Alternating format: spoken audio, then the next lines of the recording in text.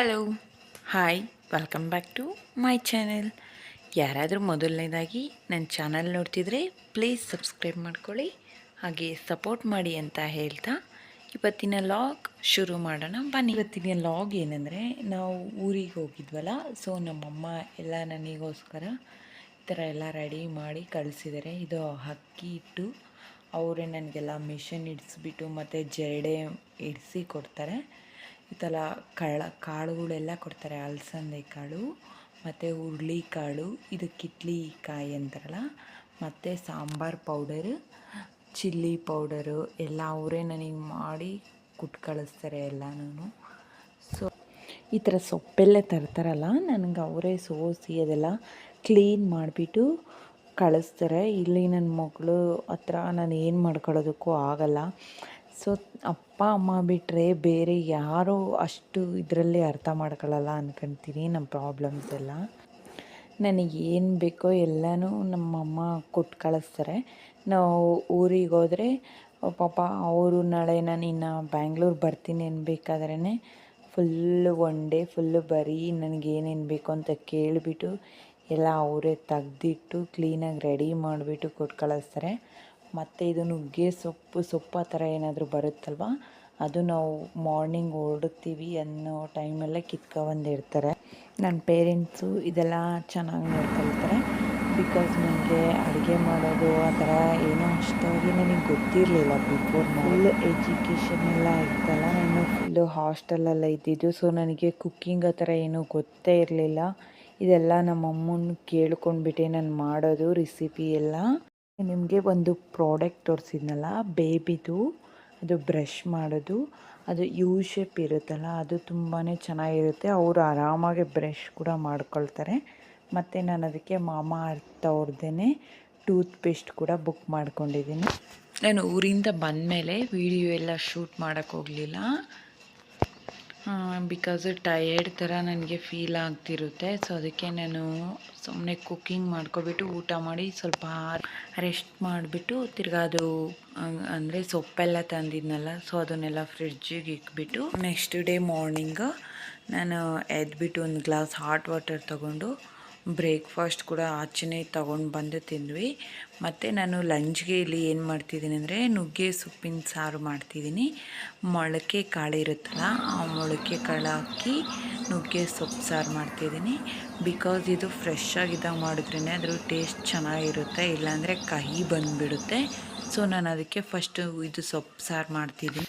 ಮೊದಲನೇದಾಗಿ ನಾವೇನು ಮಾಡಬೇಕಂದ್ರೆ ಮೊಳಕೆ ಕಾಳು ಇರುತ್ತಲ್ಲ, ಆದರೂ ತೊಗೊಬಿಟ್ಟು ಮೊಳಕೆ ಕಟ್ಟಿರೋದು, ಅದರಲ್ಲಿ ಏನಾದರೂ ಕಲ್ಲು ಆ ಥರ ಇರುತ್ತೇನೋ ಅಂತ ನೋಡ್ಕೋಬೇಕು. ಫಸ್ಟು ನೋಡ್ಕೊಂಡ್ಬಿಟ್ಟು ಮತ್ತೆ ಒಂದು ಸಲ ವಾಶ್ ಮಾಡಿ ಮತ್ತೆ ಮೊಳಕೆ ಕಾಳನ್ನ ಸ್ವಲ್ಪ ವಾಟರ್ ಹಾಕಿ ಬೇಯಿಸ್ಕೊಂಡು ಬಿಡಬೇಕು.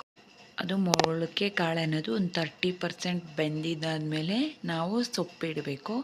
ಸೊಪ್ಪು ತಗೊಬಿಟ್ಟು ಚೆನ್ನಾಗಿ ಅದ್ರದ್ದು ಕಡ್ಡಿ ಎಲ್ಲ ತೆಗ್ದಾಕಿ ನೀಟಾಗಿ ನೋಡಿಬಿಟ್ಟು ಅದನ್ನೆಲ್ಲ ಕ್ಲೀನ್ ಮಾಡಿಕೊಂಡು ನಾವು ಸೊಪ್ಪು ಬೇಯಿಸ್ಕೋಬೇಕಾದ್ರೆ ಸ್ವಲ್ಪ ಸಾಲ್ಟ್ ಹಾಕ್ಬಿಡ್ಬೇಕು. ಅದರ ರುಚಿಗೆ ತಕ್ಕಷ್ಟಾಗಿ ಸಾಲ್ಟ್ ಹಾಕ್ಬಿಟ್ಟು ನಾವು ನುಗ್ಗೆ ಸೊಪ್ಪಿಗೆ ಏನು ಮಾಡಬೇಕು ಗೊತ್ತಾ, ಮೇಲೆ ಮುಚ್ಚಳ ಹಾಕಬಾರ್ದು. ಮುಚ್ಚಳ ಹಾಕಿದ್ರೆ ಸಾಂಬಾರು ಕಹಿ ಬರುತ್ತೆ. ನಾವು ಸ್ವಲ್ಪ ಲೋ ಫ್ಲೇಮಲ್ಲಿ ಇಟ್ಕೊಂಡು ಸೊಪ್ಪು ಚೆನ್ನಾಗಿ ಬೇಯಿಸ್ಕೊಬಿಡಬೇಕು. ಇಲ್ಲಾಂದರೆ ಅದು ಹಸಿ ಇದ್ದರೆ ತಿನ್ನೋದಕ್ಕೆ ಅಷ್ಟೊಂದು ಚೆನ್ನಾಗಿರಲ್ಲ, ಸಾಂಬಾರು ಕಹಿ ಬರುತ್ತೆ. ಸಾಂಬಾರಿಗೆ ಬೇಕಾಗಿರೋಂಥ ಇಂಗ್ರೀಡಿಯೆಂಟ್ಸು ಒಂದು ತೆಂಗಿನಕಾಯಿ ಮತ್ತು ಒಂದು ದಪ್ಪದು ಆನಿಯನ್ನು ಮತ್ತು ಬೆಳ್ಳುಳ್ಳಿ, ಹಸಿಮೆಣ್ಸಿಕಾಯಿ, ಕೊತ್ತಂಬರಿ ಸೊಪ್ಪು ಇಷ್ಟು ಬೇಕಾಗುತ್ತೆ ಅದಕ್ಕೆ. ಮತ್ತು ನಾವು ಒಂದು ಬಾಣಲಿ ತಗೊಂಡು ಬೇರೆ ಗ್ಯಾಸ್ ಮೇಲೆ ಇಟ್ಕೊಂಡು ಆ ಕಡೆ ಸೊಪ್ಪು ಬೇಯ್ತಾ ಇರುತ್ತೆ, ಈ ಕಡೆ ನಾವು ಗ್ಯಾಸ್ ಮೇಲೆ ಇಟ್ಕೊಂಡ್ಬಿಟ್ಟು ಬಾಣಲಿಯಲ್ಲಿ ಒಂಚೂರು ಆಯಿಲ್ ಹಾಕ್ಕೊಂಡು ಮತ್ತು ಆಯಿಲ್ ಹಾಕ್ಕೊಂಡಿದ್ಮೇಲೆ ಫಸ್ಟು ಹಸಿಮೆಣ್ಸಿಕಾಯಿ ಮತ್ತು ಆನಿಯನ್ನು ಮತ್ತು ಬೆಳ್ಳುಳ್ಳಿ ಹಾಕ್ಕೊಂಡು ಚೆನ್ನಾಗಿ ಫ್ರೈ ಮಾಡಬೇಕು. ಯಾರಾದರೂ ಡಯಟ್ ಪೀಪಲ್ಸ್ ಇದ್ದರೆ ಐರನ್ ಕಡಾಯಿ ಇರುತ್ತಲ್ಲ, ಅದರೊಳಗೆ ಆಯಿಲ್ ಏನು ಹಾಕ್ದಂಗೆ ಫ್ರೈ ಮಾಡ್ಕೊಳ್ಳಿ. ಇದೇ ಥರನೇ ಏನೂ ಪ್ರಾಬ್ಲಮ್ ಆಗೋಲ್ಲ. ಇದೇ ಥರ ಫ್ರೈ ಮಾಡ್ಕೊಂಡ್ಬಿಟ್ಟು ಚೆನ್ನಾಗಿ, ಅಂದರೆ ಅದು ಫುಲ್ಲು ಹಸಿದೆಲ್ಲ ಸ್ಮೆಲ್ ಹೋಗಿಬಿಡ್ಬೇಕು. ನಾವು ಆ ಥರ ಫ್ರೈ ಮಾಡ್ಕೋಬೇಕು ಎಲ್ಲ ಇಂಗ್ರೀಡಿಯೆಂಟ್ಸನ್ನು.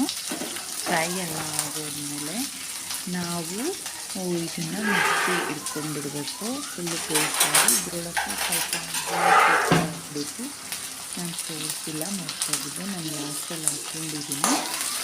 ಇದ್ರೊಳಗೆ ಹಾಕ್ಕೊಂಡ್ಬಿಟ್ಟು ಎಲ್ಲ ಫ್ರೈ ಮಾಡಿಕೊಂಡು ಜೀರಿಗೆ ಆಗಿ ಯಾವಾಗ ಹಾಕಬೇಕಂದ್ರೆ ಇನ್ನೇನು ಇದೆಲ್ಲ ಚೆನ್ನಾಗಿ ಫ್ರೈ ಆಗಿರುತ್ತೆ ಅನ್ನೋ ಟೈಮಲ್ಲಿ ಸ್ವಲ್ಪ ಜೀರಿಗೆ ಹಾಕ್ಕೊಬಿಡಬೇಕು. ನಮ್ಮಮ್ಮ ಹೇಳ್ತಾರೆ ಯಾವಾಗೂ ಹಸಿಮೆಣ್ಸಿನ್ಕಾಯಿ ಅನ್ನೋದು ಜಾಸ್ತಿ ತಿನ್ನಬಾರ್ದಂತೆ.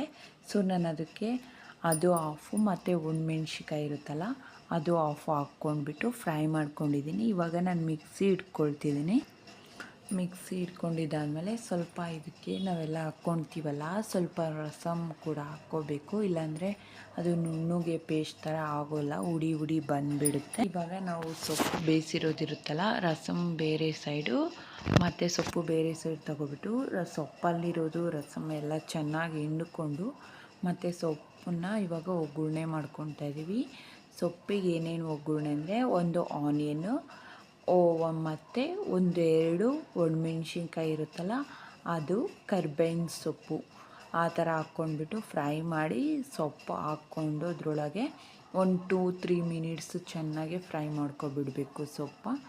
ಮತ್ತು ಇಲ್ಲಿ ಬಂದುಬಿಟ್ಟು ನಾನು ಮುದ್ದೆಗೂ ಕೂಡ ರೆಡಿ ಮಾಡ್ತಾಯಿದ್ದೀನಿ. ಬಿಸಿ ಬಿಸಿ ಮುದ್ದೆ ಜೊತೆ ಈ ಬಸ್ಸಾರು ಹಾಕ್ಕೊಂಡು ಊಟ ಮಾಡಿದ್ರೆ ಎಷ್ಟು ಚೆನ್ನಾಗಿರುತ್ತೆ ಗೊತ್ತಾ. ಈ 1 ಮಂತಿಂದ ಕ್ಲೈಮೇಟ್ ಇದೇ ಥರ ಇದೆ. ಈ ಥರ ಮಾಡಿಕೊಂಡು ಊಟ ಮಾಡಿ ನೋಡಿ ಎಷ್ಟು ಚೆನ್ನಾಗಿರುತ್ತೆ ಅಂತ ನೀವು ಕಮೆಂಟ್ ಮಾಡಿ ನನಗೆ. ನನ್ನ ಲಂಚು ರೆಡಿ ಆಯಿತು. ಸೊ ನಾನು ಇವಾಗ ನನ್ನ ಲಂಚನ್ನು ಕಂಪ್ಲೀಟ್ ಮಾಡಿಬಿಡ್ತೀನಿ. ನಮ್ಮ ಲಂಚ್ ಕಂಪ್ಲೀಟ್ ಮಾಡಿ ನನ್ನ ಮಗಳಿಗೆ ಒಂದು ಸ್ವಲ್ಪ ಹೊತ್ತು ಮಲಗಿಸ್ಬಿಟ್ಟು ಮತ್ತು ಎದ್ದ ತಕ್ಷಣ ಫ್ರೆಶ್ ಅಪ್ ಆಗಿ ನಾವು ವಾಕ್ ಹೋಗ್ಬಿಟ್ಟು ನನ್ನ ಮಗಳನ್ನ ಸ್ವಲ್ಪ ಹೊತ್ತು ಆಟ ಆಡಿಸೋದು ಕರ್ಕೊಂಡು ಹೋಗ್ತೀನಿ. ಅವಳು ಮಲ್ಕೊಂಡಾಗ ನಾನು ಫುಲ್ಲು ಮನೆ ಎಲ್ಲ ಕ್ಲೀನ್ ಮಾಡ್ಕೊಂಡು ಬಿಡ್ತೀನಿ. ಕ್ಲೀನೆಲ್ಲ ಮಾಡಿದ್ದಾಗೋಯ್ತು. ಆಟ ಆಡೋದಕ್ಕೆ ಕೂಡ ಹೋದ್ವಿ. ಆಟ ಆಡ್ಕೊಂಡು ಬಂದಮೇಲೆ ಇದು ಸಂಜೆ ನಾನು ಇನ್ನು ಲಾಗ್ ಸ್ಟಾರ್ಟ್ ಮಾಡಿರೋದು. ಸೊ ಸಂಜೆ ಆಯಿತು. ಸೊ ಒಂದು ಕಪ್ ಟೀ ಜೊತೆ ಈ ಲಾಗ್ ಕೂಡ ಇಲ್ಲಿಗೆ ಎಂಡ್ ಮಾಡ್ತಿದ್ದೀನಿ. Thank you for watching. Bye bye.